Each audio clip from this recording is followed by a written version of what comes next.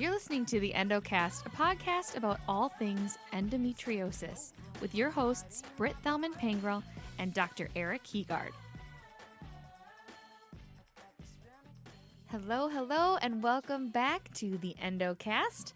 This is Britt, and I'm joined by the fabulous Dr. Heegard. Thank you, the fabulous doctor. Thank you, Britt. You're welcome. How do I not say that? It's wonderful to spend time when you buff my ego like that. Hey, thank you. Girls got to do what a girl's got to do. Okay, so you, sir, have a topic for us today. You've been dying to chat about. Yeah, which is I want to talk about how people with endometriosis perceive pain differently than people who don't have it. You know, this is a really good topic because I was just talking with an endo warrior this week. She just got back from a consultation with Dr. Khan down at Mayo Clinic. The outstanding Dr. Khan. The outstanding. I love that we have extra so names. It's like what? So we talked about Dr. Palmer as the wonderful Dr. Palmer. Yep. And so, what did you just call me? Fabulous. Did she? So the fabulous Heegard, the wonderful Palmer, and the outstanding Dr. Khan. And we got to come up with something for Dr. Burnett, but I haven't met him yet, so. Either way, that's your job. Here's what she said to me. She told me that she was told that her pain receptors might be turned up or something. Yeah. And she always thought that she had a really high pain threshold, but she might have minimal disease. And she came back from this appointment feeling really defeated. See. And I'm like, oh, I really want to. So you're right on topic. So yeah. there. So that is. Okay, that's one half of the conversation. That's one half of the story. Okay. That her provider was right that her pain receptors, the volume is turned up. But what she didn't get was the reinforcement is that not only is she more sensitive to pain, but she just has a lot more pain than everybody else. And so even she does have a high pain tolerance. I can promise you, if you were to translate her pain to somebody who did not have it, they'd be hospitalized. Huh. It's just that they have so much more pain that even with their high pain tolerance, you know, it shows itself. Okay, so explain this to me medically, because how does that work? How is that possible that, you know, our pain as an endo warrior would cause you, as a very fit, healthy man, to be hospitalized, for example?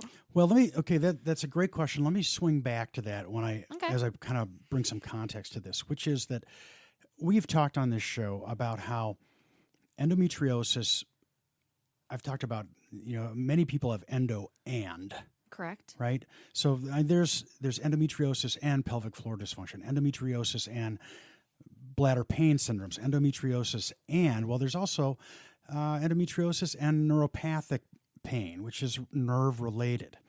And so when we're talking about managing people with pain and endometriosis, you have to look more beyond just the disease itself, because I think it becomes a little simplified if you simply say to a patient that, well, I'm going to go and cut this out and you'll be fine.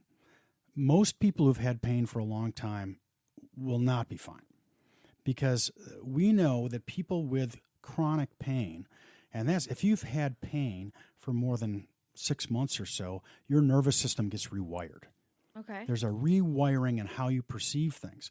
And so even if you cut out the disease, the nerves are still there. And so you need to kind of address all these different things. And that's why in managing pain and endometriosis, you really need to have a system in place where you're working with other specialties such as pelvic floor physical therapists, oftentimes people who specialize in pain management, because they can help with different modalities to turn the volume signal down, and other, you know, urologists and that sort of thing who can help with some of the bladder pain syndromes and that sort of thing. So okay, so let's de-doctorify some of what you just said, because you lost me at the word neuropathic pain. Well, yeah, so neuro meaning nerves, okay. Nerve related. Sorry. And then you're saying you can cut the disease out, but the nerves are still there. Yeah. Well, duh, but is endo creating new nerve pathways? Yes, it does. Oh. So this is the thing. So there's what we call pain processing, meaning how does a person process the pain signals that are coming from anywhere in your body. Okay. Because, you know, if you cut off your head, you wouldn't feel any pain. If you cut the nervous system, well, I actually shouldn't say that because people with spinal cord injuries that still feel pain because you feel pain in your brain, Right. and those nerve pathways are still there. So this is the thing that's I think leads to the importance of early diagnosis and support of people who are complaining of symptoms that are suggestive of endometriosis. Okay. Because the connections, the processing of pain, gets more dysfunctional as time goes on. So you're going to process things differently at 1 year after let's say an adolescent starts having pelvic pain when she's 13. Yeah. Well, they're going to process from a neurological standpoint, from a nerve-related brain standpoint, differently in a year than they are going to process it at 5 years and 10 years. And so I thought that the processing changed because the disease was evolving and therefore the pain was evolving. But you're saying the disease might not have evolved, but the way that we experience the pain has evolved? That may be true. And that's Okay. probably true, which is usually endometriosis progresses. So that's why I'm kind of Right. pausing, because it's... But sometimes people feel like with birth control or other hormonal mechanisms, Right. it can kind of can stall it. in some cases. Yeah, that is actually, you bring up a good point, because the use of birth control pills and other hormonal means of suppressing endometriosis, which is really important Right. for many people, can cloud the understanding of what's the underlying condition is. So Sure. I'm not trying to, I think that I would not question the use of birth control pills and that sort of thing in most people, but it does make things a little bit more complicated. So, but if their disease is just sort of being stalled, but they're still experiencing the same amount of pain perhaps, but it's not getting better, their central nervous system is going to rewire. Oh. Does that Yeah, I make mean, you I don't really like that answer, but No, yeah. So there's evidence that suggests that when you're talking to people about pain, that it's important to acknowledge that it's not just the disease, the endometriosis disease that's happening, but it's important to take into account the fact that there is a change in the nervous system that has to do with the way your brain is experiencing the pain signals, and there's a central nervous system, which is the brain and the spinal cord, and then the peripheral nervous system, which are the nerves that come out into the rest of our body. sure. And there's changes in those as well. And so then you have to talk about that, and it's important to take in account other things that are happening. For example, psychological issues that happen to pretty much anybody who has experienced a lot of pain Sure. for a long time. And so it goes to show you that people with pelvic pain and endometriosis are able to function for the most part so well. Most of them are able to have families, have relationships, go to work. And you've mentioned in other episodes how, you just put on a brave face during the day and you come home and collapse at night. Well, and I think it's important to say so many people with periods who are struggling with pelvic pain or any kind of pain like this, they're so good at dealing with it until they're just not. Yeah, exactly. Flat out. Right. Until you hit that max, and you never know what your max is going to be in a single day. It's kind of like that spoon theory. Oh, yeah. I You know remember you talking how many, about. we can go into it later, but Oh, yeah, how many yes, spoons yes. you have. Sometimes you don't know how many spoons you have at the beginning of the day, and you just expend them all, and suddenly you're just done. And other times you're like, oh, I guess I have extra spoons today. So Yeah. I think that's important. I guess I just don't know why. Well, this is that, I think if I'm understanding you correctly, you're talking about sort of the amount of energy that you have to expend but like, on. why does my pain get worse? And why is it like just explaining? So you have all these nerves, right? And you have this volume turned up and you've got new nerves, but I just don't understand why endo does that to us. Because endo is a evil disease, and it has the ability. You're asking these perfect questions, and the questions you're supposed to be asking, and I'm trying to figure out how I can kind of wrap my arms around Sure. this, which is, why does it happen? Well, one of the things is, as we were talking about, is that when you've had pain for a long time, the central nervous system, the brain and the spinal cord rewire. And so they are just more sensitive to that pain traffic that goes up and down the brain. But the second thing is that, as you mentioned before, is that in the peripheral nerves, the nerves that go to the pelvis, for example, Sure. that endometriosis cells in the pelvis recruit different other cells that have signals that stimulate the growth of blood vessels and nerves. Oh. So there is nerve growth to the area where the endometriosis is, to the endometriosis lesions. And so you've got a change in the central processing of pain signals, and then you have more signal. So it's almost like having another hand, right? Like you have all these fingers with nerves on them that you can feel things with. You have all these new nerves down in your pelvis. So you are already feeling pelvic pain, and your brain has already responded to that, trying to help you manage. But now you just grew like another hand to feel more pain with. Right. Is that an okay analogy? That's a good analogy. Ugh. But yeah, so I don't need any more pain receptors. Yeah, and then so precisely, and so this is why. And then when I was touching on the psychological aspect of this, because the way we perceive pain also has to do with our sort of emotional and psychological sort of For sure. state, and you'd have to be. I hate to use the word crazy, but if you didn't find chronic pain to result in some form of depression and anxiety. Yeah. And and those two things also affect our central processing of pain. Oh. So that's why I'm talking. It's like a triple whammy. It's a triple and quadruple and pentuple. I don't know. Pentuple, sextuple. There's so many things coming in that are affecting how pain is being processed and received in the brain, that when you're talking about somebody who's got pelvic pain and endometriosis and any other kind of pain in the pelvis, you have to take those into account, because there is a certain number of people who, if you just get it out, they feel great. Boom. Their condition is immediately improved for a long time. Right. But for many people, you find that it will be improved, but there's other things that we need to do to get them where they want to get. And that is where we bring in other members of a team, including physical therapy, to help deal with some of the pelvic floor issues that have to do with long-term pain, and pain management in the form of medications and other things like acupuncture and mind-body stuff that can turn the volume of the signal down more towards normal. So not only is my signal turned up, right, as someone with endometriosis, but I've got more receptors signaling. Right. And that's exactly right. And you can't remove those nerves. Well, you do when you're cutting endometriosis out. You're cutting the nerves that are feeding that area. Okay. But those nerves don't necessarily just disappear. Nerves, especially in the peripheral nervous system, can regrow.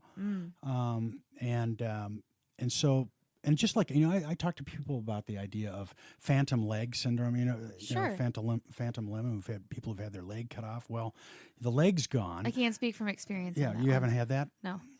Well, yeah, so people, this is a well-known phenomenon. You have you lose a limb, and some people feel like the limb is still there. Sure. And so just because you cut the endometriosis out doesn't mean the brain still doesn't remember those signals that were coming from there. Yeah. And so that's where all these other aspects of managing pain from mind body to medication and that sort of thing are so important, because you have to address, in many people, that aspect of things too.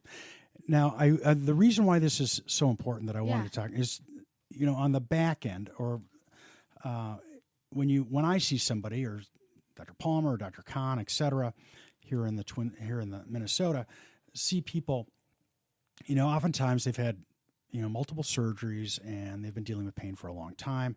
And from that standpoint, we are bringing together those different elements in terms of managing not just the surgery. I actually heard Dr. Palmer say this which I've stolen from him, which is he said he tells people that surgery is just the beginning. Yes. And I thought, wow, that's just a nice, clear way of saying it, because you want to try to you got to get the disease out, but then you've got to manage the other stuff. Mm-hmm. But the ideal thing would be that we discover, diagnose, evaluate this condition 10 years before, 15 years before, when these symptoms start to show themselves, because at that point we have probably the best opportunity to try to intervene and keep the consequences of 5, 10, 15 years of pain and the processing differences in terms of our brain and our central nervous system and our peripheral nervous system from being sort of more hardwired than they already are. Yeah. So what I'm hearing is not only can you prevent the disease itself from progressing, but from this nerve pain from progressing, because you get to this point where, you've been struggling with this chronic pain for years and years. And even when you remove the disease, you're still in pain. Right. And I mean, going back to the third leg of pain, which is the psychological one, nothing messes with your head more than having surgery and hoping you'll feel better. And 6 months later, you're like, I'm still having this pain. Right. So you want to, ideally, in a perfect circumstance, you're absolutely right, Britt. You want to intervene early and appropriately and avoid what we oftentimes see at my stage, or Dr. Palmer, Dr. Kahn, Dr. Sonervo, et cetera, Dr. Cook, where you are just name dropping now. I am. I'm trying to be inclusive. I love it. Beyond just our great state of 10,000 lakes. We want to get to the point where hopefully with enlightenment in terms of what you are doing, Britt, with Endo Warriors and the show that we're doing, is to increase awareness so we can intervene earlier, so we avoid the processing changes and the psychological kind of torment that people have for having their symptoms minimized and trivialized over years and years and years, and also having surgery after surgery after surgery after surgery, because there's damage, and surgery is traumatic. Even if it's minimally invasive, it is traumatic to the body. And so when you've had 5 surgeries, there's a lot of tissue. There's just a lot of scarring that can happen, and complications from surgery that can make it more difficult down the line. And so you have to take that all into account. And that's why my hope is that as we kind of get in this new era of endometriosis awareness, that we can try to intervene to decrease the suffering of people such as you. Yeah, and I think you're really hitting the nail on the head when you talk about the complication or the complicated nature that is the pain around endometriosis. I was just talking with Dr. Khan on Friday, and they have a procedure down at Mayo where they refer you to, I think they call it like a CBT clinic, and it's a pain clinic that's part of their process. Yeah. And it's all about learning how to process pain and training your body to process pain differently. And some patients are really frustrated by this because, and I can relate to this, you finally diagnose yourself because you've been seeing some gynecological practice that has missed it or minimized it. I mean, that's my story. I'm not projecting on anyone else, but that's what I had. Yeah. And you finally get in, and sure, they'll do surgery, or maybe they say they want to wait on surgery because maybe you've had several, and they want to refer you to this pain clinic. That can feel minimizing as a patient. But what I'm hearing from you today is it's not minimizing. It could be your best next step, because maybe the disease was removed, but you've got these nerve pathways and you've got this volume turned up, and we need to retrain your brain and your body to deal with all of that pain. Right. So you would never, most people have heard of phantom limb pain. Yeah. Right? Well, think of phantom endometriosis pain, right? And the fact that your brain and nervous system and peripheral and central are interpreting the signal different may not mean that that's different after you've had surgery or before surgery, and your ability to manage that signal is what they're talking about. And that is, so phantom, let's just create a new word here, phantom endometriosis pain, phantom pelvic pain, because the processing area of your brain where those pain signals are coming is still there. Yeah, and it's not like you're removing that. No. No, we can't do that safely. Wow, that's so powerful. And I just want to make sure that everyone listening, we're not telling you not to have surgery by any means, and we're not saying, that surgery isn't a logical step in the process, but I think it's just another example of how it isn't the only step. Right. And again, there's certain people where you operate and they're just pain is gone, they're off. But for maybe many they're the people, lucky people that didn't have all those extra nerve pathways. Right. And it's just and everybody's body's different, everybody's pain is different, everybody's experience is different, and the length of pain that you've had, the number of interventions and surgeries is going to affect where you're coming from and your experience at that particular moment. So, yeah, I want to emphasize and support what you just said, which is that when we start talking about getting into some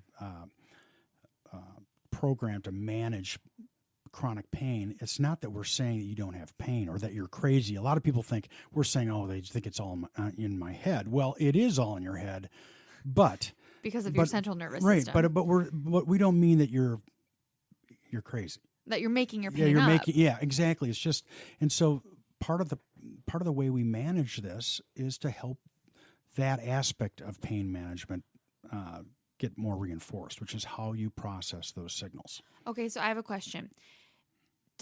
Where do drugs fit into this pain management? And I'm talking both kinds, right? I'm talking opioids, which we know are getting, have a bad name out there right now, and also, hormonal suppression. And how does that incorporate in this pain conversation? Because I think people are really eager to have surgery and to take drugs. Mm-hmm. And some of the other things we've talked about, whether it be physical therapy, acupuncture, some of these like psychological and mindfulness and meditative practices, they're harder. They're usually not covered by insurance. Yeah. And it's kind of like changing your diet, right? Like it's a lot on the patient to do versus these other things like surgery and drugs. If you can take a pill and feel better, why wouldn't you want to do the easy route? So tell me how drugs interact with this pain. Well, that's a great point because we know that, for example, for depression, the best treatment, and I'm not a psychologist or psychiatrist here, but this is my understanding, the best management is both medical management plus biopsychosocial or psychological care. The two together work the best in terms of getting you where you need to get. And just because you start out with something like medication doesn't mean you always have to be on it. Okay. But sometimes people need to be lifted up to the point where they can actually start to do the other things they need to do. I see. Right? If you're just depressed and so low that you have no energy, and somebody says, well, go ahead and start exercising or meditate an hour a day. Yeah, great. You tell me how many spoons I got left to do that, right? Right. From your analogy. Uh-huh. And so sometimes you got to lift people up to the point where they can start to do this other stuff. And just because you start, so they have the energy and hope so they can start to do some of the other things that may take more energy or more time. And so I think that oftentimes, just because we're suggesting that doesn't mean you have to do this for the rest of your life, that you need to be on these medications for the rest of your life. And many people do stay on them because, we live in a world that makes us anxious and depressed, and we're not worrying about a saber-toothed tiger coming and sinking its, teeth in your back. You're worried about, 2 hours of traffic and what's happening on Housewives of Atlanta. And so it's there's all these different things that we're trying to manage. And so, again, so how do these things help? Well, they can sometimes help you get to the point where you have more energy to deal with other things. Let's put medical marijuana in this category too, because I feel like it's another pain management. It's a pain process. Tool. It's a pain processing issue, and so for many people, people with chronic pain in general, medical marijuana seems to be very effective, and I've had a lot of people use CBD and whatever. Some people. So I think it's a processing sort of, it helps with how your brain processes and the nerve signals. That would be my interpretation. So things like hormone suppression with, and we all know that estrogen is an estrogen, or endometriosis is an estrogen-dependent condition. So our medical management is really either taking estrogen down, taking the fuel from the fire, or increasing progesterone, which has a suppressive effect. Sure. Well, so that can be helpful for decreasing inflammation and decreasing and suppressing ovarian, Function. ovulation, and because ovulating can be kind of traumatic and irritating to your pelvis. Yeah, it can. Yeah, yeah. I had a Like lot of I know. ovulation Yeah. pain. And so these things are all tools, and I know people have strong feelings about different types of medications like Lupron or Alyssa, and their feelings are very valid. I tend to look at, and for reasons that we should go into in another show, but really I just look at these as tools on the shelf. Sure. But you want to make sure that somebody's cleaned out surgically. That's where I think the issue is that you don't want to be covering something up. You want to make sure the disease is gone if the person's a good candidate for it. And so, but all these things, medications that also help, things like some anti-seizure medications, antidepressants that also, like gabapentin, something that's really good at turning that volume down. And so it's used. That's a nerve pain blocker? Yeah, yeah. And others, certain types of antidepressants that work not just for depression and anxiety, but also seem to help turn the signal down. So these are just kind of going at pain from a multi-pronged attack. But what I'm hearing that I think is really important, and I think is the difference between speaking with someone like yourself, who is an endometriosis specialist, who's got a lot of experience and a lot of training and just a lot of knowledge around this area, is that step one should, and I'm doing that in quotes, as not a doctor here, usually be surgery. Well, I guess I'm going to push back a little bit because, and we've talked about this in other. It depends on what your goals are, because sure. Endometriosis causes pain, causes fertility, and causes other things. But those are kind of the main umbrellas. And so, if you can manage pain, if you've got a young woman and you throw her on birth control pills, Person with periods. Yeah, person with periods. Thank you, Britt. I'm learning. I'm trainable. You're doing good. And this person has, their pain is much better, and they're functioning, and they're able to do what they need to do with birth control. With birth control pills, and that works for them in other ways. Okay. I would not suggest operating on somebody right at that point. But I guess where I'm going with that is other hormonal therapies, whether it be some of the more controversial ones that you've mentioned, or even opioids and pain management solutions. Do you feel like those, because I'm just thinking any OBGYN out there can prescribe that stuff, but are they really attacking the disease? And how do you know that you've found a doctor who's ready to attack this disease with you? And so my first thought was, oh, well, if they suggest surgery and they're an expert, that's how you know you maybe found a good one. But you're saying no, because sometimes other therapies might help first. Right. So I think that it's always a risk-benefit sort of calculation. And so I think one of the hardest things, and again, we were talking about the psychological aspect of how that causes anxiety and depression and that sort of thing, and how that can affect processing. I think in some ways the worst thing that can happen is somebody gets laparoscopy or laparoscopic evaluation. They're told everything is totally normal. Right. Well, that's the worst. And because then they're just destabilized completely, because then you're in this area where we don't know what's causing it, and that's fine if you actually don't have any disease or pathology that you can see in the pelvis. But oftentimes, and I bet you Dr. Palmer, Dr. Kahn, et cetera, would say the same thing, is that I can pretty much tell these people it wasn't normal. It's just not seen. Because you got to know what you're looking for, and you got to know where to look. Sure. And some of this stuff can be very subtle. These endometriosis lesions can be very subtle, and it helps to know the different types of endometriosis lesions, what they look like, and know where you are looking for them. So then I'm going to synthesize what you're saying right now, and hopefully the listeners are hearing this too. So this is what Britt's doing. So what Dr. Hegard is trying to say is... What I'm hearing... No, that was great. I'm going to have some coffee while you do this. Go right ahead. So what I'm hearing is you have all these tools at your disposal, whether they be medical tools through surgery or pain management with drugs, or, physical therapy or psychological support, and learning how to deal with your pain. You've got all these tools on your shelf, right? And I'm literally picturing a shelf. Yeah. who the person reaching for those tools is really important. That is Brett. You gotta You find. just nailed that. I Thank couldn't you. have. Yeah, it's the person. We all have the same bag of tools to a certain extent. It's just the skill that you have in using them, And that- knowing which one to draw upon. And I think that's a great metaphor for life, but so nobody steal that from me. But First heard here first heard here. on the Endocast. But I'm thinking if you're working with an endometriosis specialist, at least you know that you've got the person who's going to reach for the right tool on your team. And I think that can be a really big thing to overcome. Can I steal that? Yeah. Okay. But give me credit. Okay, I will. Excellent. Well, that's good. That's good. Yeah. So, we're going to talk about more of these areas in more depth as the show goes along. Yeah. Because we want to dig deep. We do. We're going to dive for the pearls of wisdom on this show, but you have to dive deep sometimes. And we're in this kind of early podcast of the show. We're kind of staying at the superficial layer. Yeah. Important, but not too deep. And as time goes on, we're going to dive. Yeah. We're going to deep dive. I love it. Well, thank you so much. This was a really medical heavy episode, but I think Was it?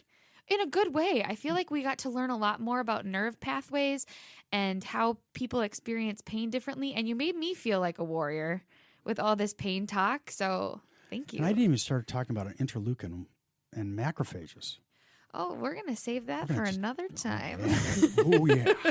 Oh, yeah. Stay tuned. Thanks so much for listening. Be sure to connect with us on Facebook at facebook.com/The Endocast. Our theme song is Renegade Energy by Tacky Annie. This is a Matriarch digital media production. Learn more about Matriarch and check out all their great podcasts at matriarchdm.com.